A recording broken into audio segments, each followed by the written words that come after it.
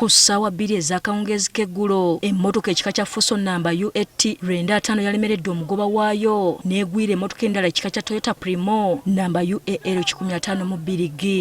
Fuso waggulu eri ne weesa amanda Fuso nesanga emmotoka Premio n'ekitomera namanya abantu bameka bakola ki abali omwera abafiiriddemu. Emmotoka ya Premio ebadde ya Kenneth Watato ow'emyaka 34 gwe tutegedde nti abadde musomesa ku International University of East African.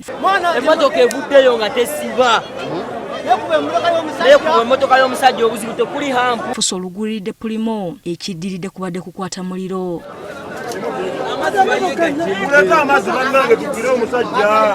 Abatuuze okuva ebule n'ebwe yabatuusa okwagala okutaasa naye nga tebalina we batandikira. Accident yagudde wano ssaawa emu naye ndowooza emaze essaawa nga 2 n'ekitundu nga terabikako. Poliisi enzinyamooto etuuse okukola ogwayo.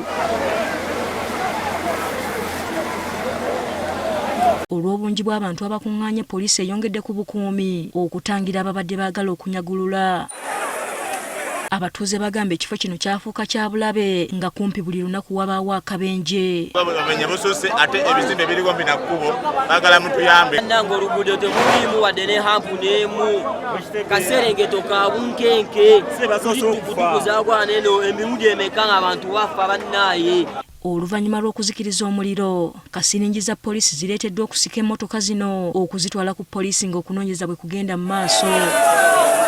Amasannyalaze ye ddereeva wa Fuso olwamaze okukola akabenje n'ateekako kakokola tondeka nnyuma.